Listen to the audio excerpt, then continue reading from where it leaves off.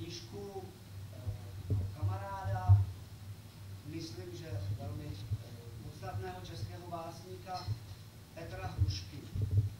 Představovat poezii Petra Hrušky mně připadá zbytečné a to, co si k tomu chci říct, si řeknu až nakonec. Jenom předem upozorňuji na to, že pokud někdo přišel na líbivé hlazení, tak bude asi dost zklamaný. Pokud tady bude patrný nějaký pohyb, tak to bude spíš pohyb dolů, pohyb ke člověku, ale ten je možná daleko zajímavější než ten zvláštní učesavý pohyb vzhůru. Uprostřed toho čtení vystoupí host večera, básník Petr Čichoň, a potom by ještě jednou přečetl Petra na závěr, která by bylo mé jakési slovo. Já vám přeju pěkný zážitek a poprosím Petra.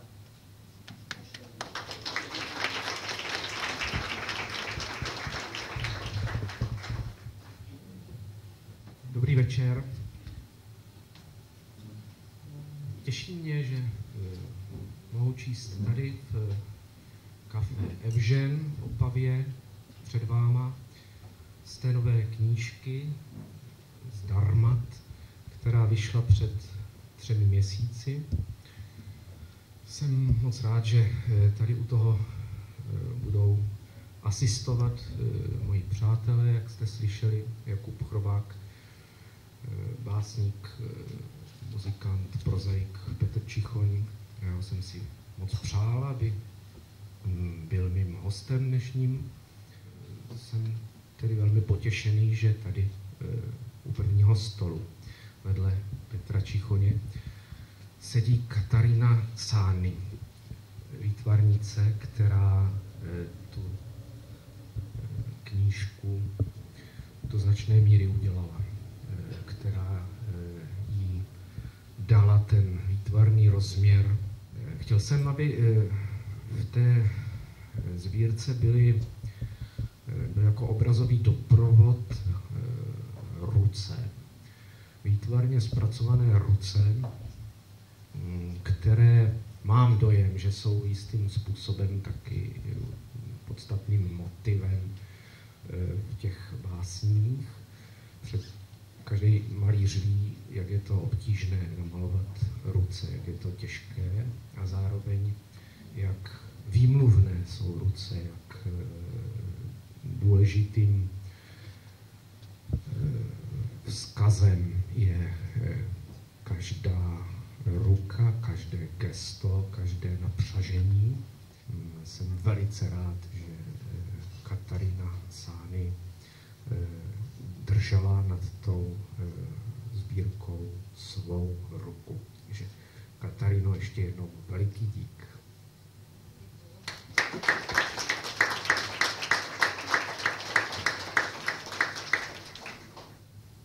Jakub je režisér, já musím jenom poslouchat, když řekl, jak to bude, tak podle toho se zařídím. Teď první část čtení ze sbírky Darmata, potom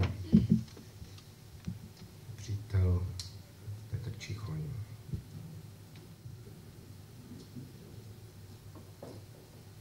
A viděl jsem, jak vyzáblý je ten dopis do léčebny, přestože obsahoval všechny důvody, pro které má smysl vrátit se zpátky, sem, do světa důvodu.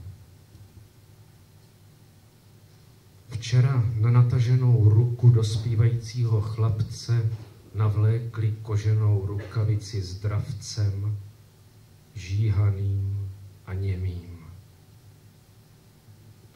Oba najednou pocítili živou váhu.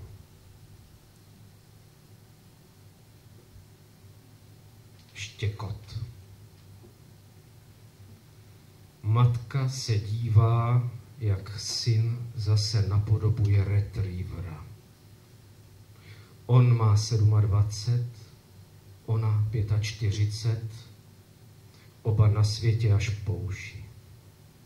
Zkusili ledasco, většinou přes inzeráty a přes doktory. Oba patrně věřící.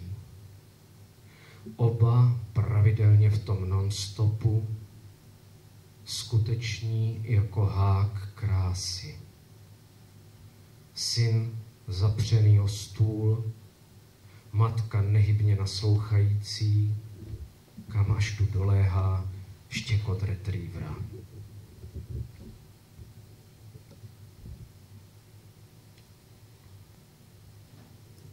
Prsa. Nejprve uklidila celý pokoj, pak si umyla ruce, pak přinesla ty šaty na ramínku, ty nahé nové šaty, mírné jak řeka v září. Už nevidím prsa své dcery. Sune právě přes ně první večerní šaty. Čekám venku. Mám možnost se rozhlédnout. Visí tu společné fotky. Nadávka na vzkazu. Obrázek anděla. Stopy boje s němotou. Za domy, obrostlými lišejníkem satelitů, vydřené jebací lesíky, se šutry starého sněhu, sežehlého sírou psí moči. Červenomodrá odhodlanost mateřské školky. Budova magistrátu, ředitelství koncernu, autopark. Slyšet neustávající šelest přesunovaných peněz. Slyšet tlumenou řeč holportů, aplauzy muzikálového dojetí. Teď do toho všeho vstoupila z pokoje moje dcera ve večerních šatech přes bílou záři, kterou už nikdy neuvidím. Řeknu ti z odposlechnutého rozhovoru dvou chlapců.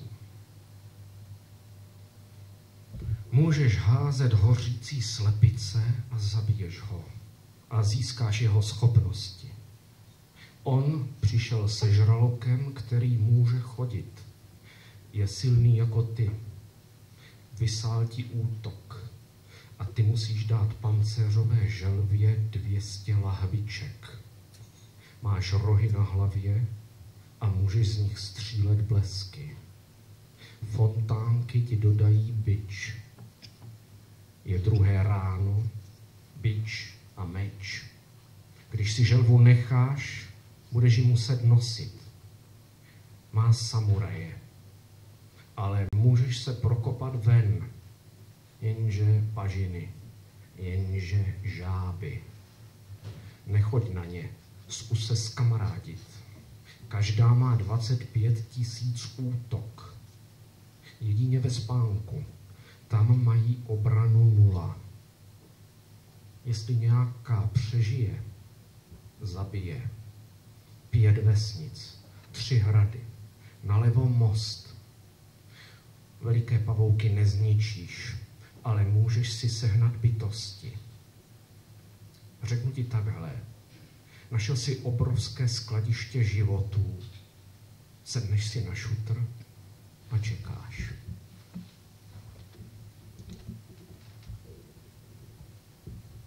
A viděl jsem, jak vyzáblý je ten dopis do léčebny, přestože obsahoval všechny důvody, pro které má smysl vrátit se zpátky sem do světa důvodů.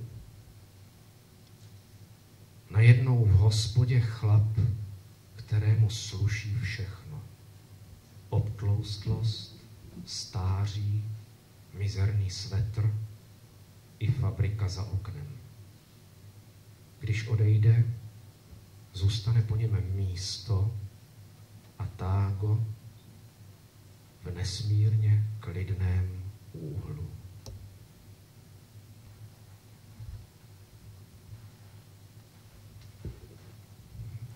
Řeknu víc.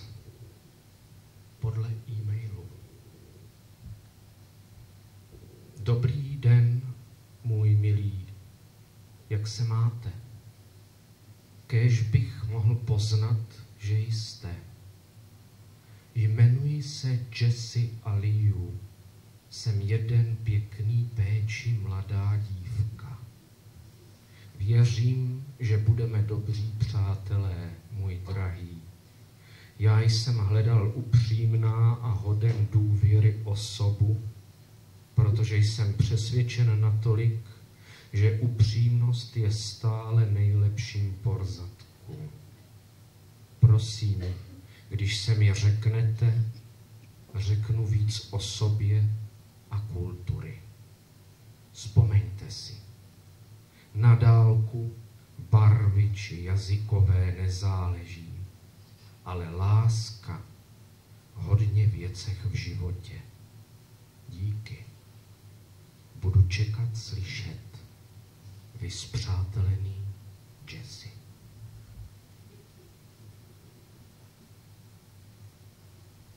A viděl jsem, jak vyzáblý je ten dopis do léčebny, přestože obsahoval všechny důvody, pro které má smysl vrátit se zpátky sem do světa důvodů.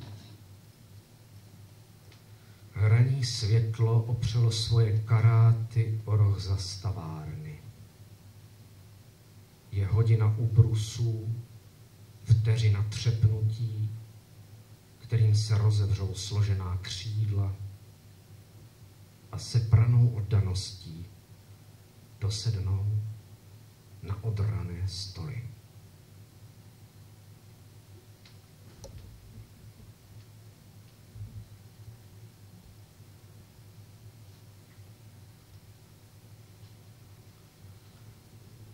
I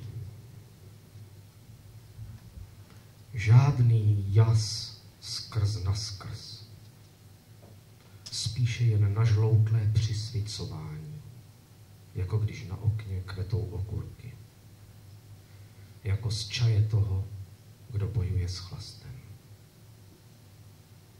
A přece dost na to, aby bylo poznat, že je tady i láska, tedy odvaha vyměnit Boha za modlitbu.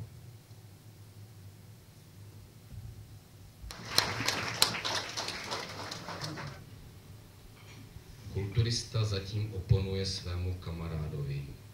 Ich möchte lieber zum Fitness gehen. Já bych šel raději do posilovny. Bist du verrückt? Bia. Sicha Bia. Blbneš, já bych chtěl na pivo. Já Bia. Otočí se zpátky a teprve až teď si na okamžik povšimne divného malého muže, ale nevzrušeně pokračuje v započatém hovoru. Je to pro něj jen nějaký ruský či polský gasarbeiter, kterých je tady kolem plno.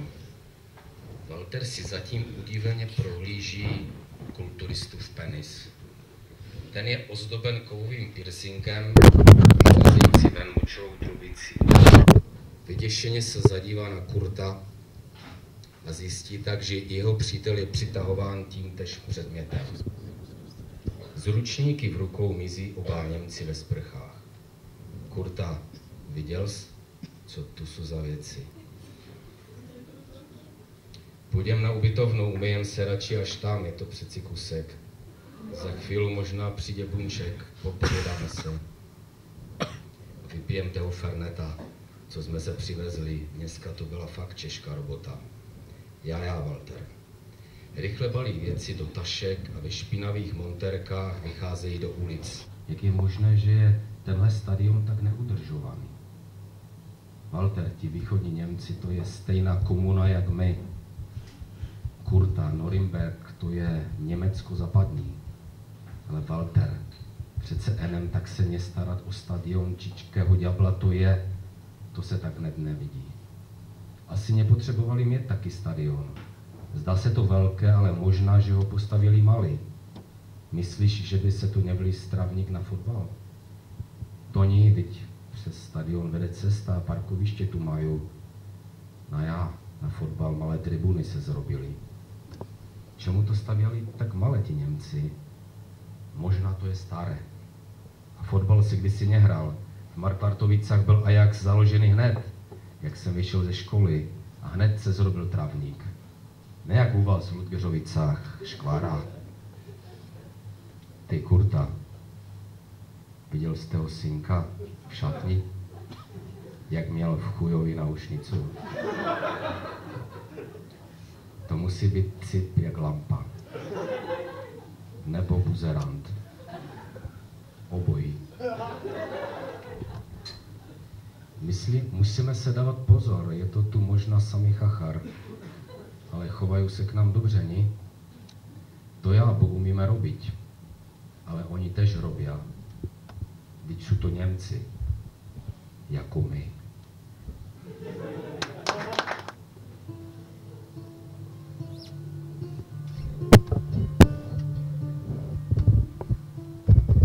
Zasněženém Slezsku,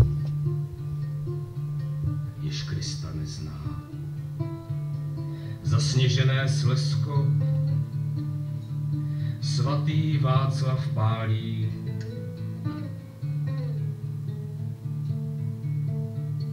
Zasněžené Slezsko, snad nedočká se března. V zasněženém Slezsku milenci se báli.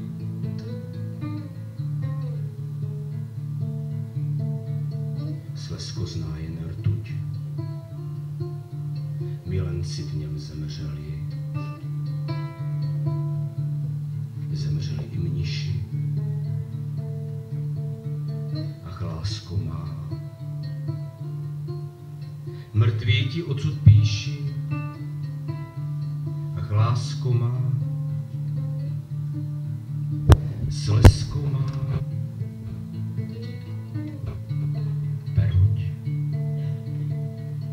im verschneiten Schlesien, das Christus nicht kennt. Das verschneite Schlesien, der heilige Wenceslaus brennt.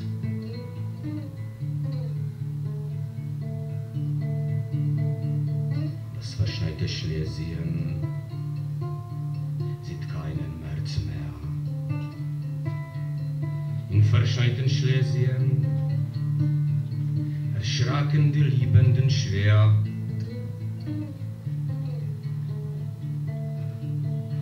Schlesien ist Quecksilbern.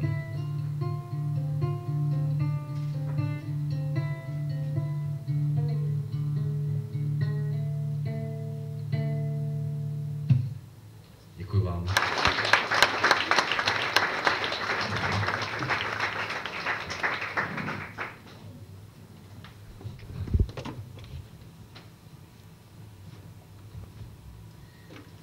Mám Petrovo psaní moc rád, mimo jiné, protože je v něm nějaký specifický druh smutku, který jsem si sám pro sebe pojmenoval jako slezský smutek.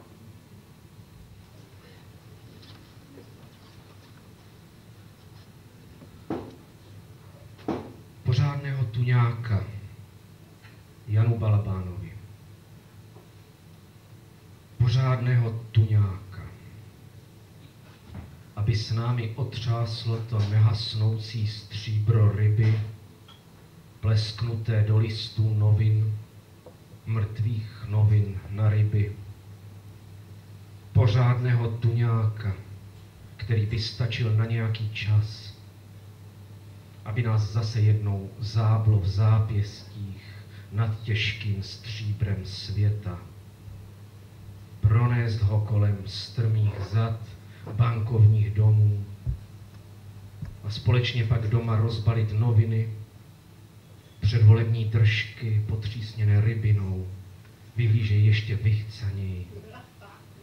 Veliké tělo na mělčině novin, na mělčině stolu, pořádného tuňáka, až se rozčeří seprané volány domácího ticha. Až si najednou vzpomeneme, co všechno jsme tady, sakra, chtěli. První sníh všechno zvýraznil. Svobodu křovin. Čtvereční metry jednopokojových bytů. Tenkost dětí z rozdělených rodin. Sýkora vletěla do mého strachu z toho, že kdybych teď umřel, bylo poslední moje slovo Louis.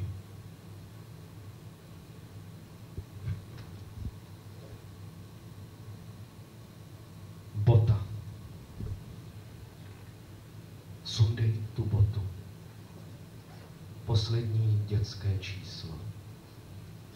Na lepidlu návod výsměšně malým písmem, budeš ho muset přečíst ty. Skloněni nad zasviněnou mokrou botou. Zdrsníme povrch pryže, necháme v prasklině pracovat chemický proces. Uvědom si, že i naše těla jsou z kyslíku a uhlíku pradávných hvězd. Dalekých, osamocených hvězd. Mluvíš o mamince. Tak polož prst na smyčku, slepenou podrážku stáhneme tkanicemi. Svištící noc, bláznivě svázaná bota. Poslední dětské číslo. Škrábnutí. Jak můžeš takhle čistě zpívat tak pozdě? Mezi zběsile vystřílenými nábojnicemi lahví. Mezi psisky na dlouhých nohách a igelitovými cáry skoro stejně rychlými. Mezi černými zmijemi zahozených pneumatik. Slušní lidé zaspávají zkázu. Zas zpíváš taky jednoduše, jako když se škrábnutím poznává hematit. Za chvíli se pozdě přesype v brzy a pak nebude už slyšet nic ve vstávajícím věku. Přebytek otce. To maso, to nadbytečně těžké maso otce, které se k vám hrne. Už trochu couváte. Už si všimnete propáleného rukávu bundy, zamazaného lokte. Ale pořád ještě stojíte, hledíte vstříc, říkáte si otec, věčná noční hlídka, která právě vyšla do světla, halapartny a praporce rozházené neklidem. Zas někde vrhal do tmy kameny, počítal a poslouchal, kdy se co ozve. A teď se hrne sem do vašeho odrůstání přebytek otce.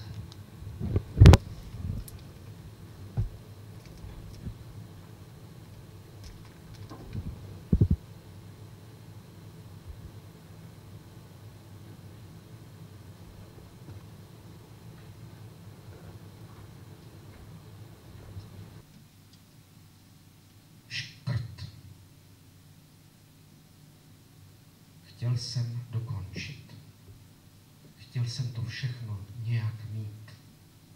Nezůstat dlužen. Dobře uzavřít věci.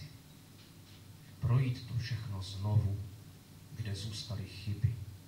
Prázdná a neúplná místa. Křivdy. Chtěl jsem to všechno nějak opravit. Doplnit. Vysvětlit. Kočka sála noc škvírou v okně.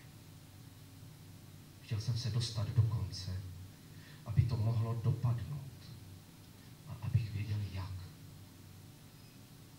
Než jsem uviděl svou ženu, potom spící, uvláčenou hádkami a doufáním, jednu ruku položenou na hrudi,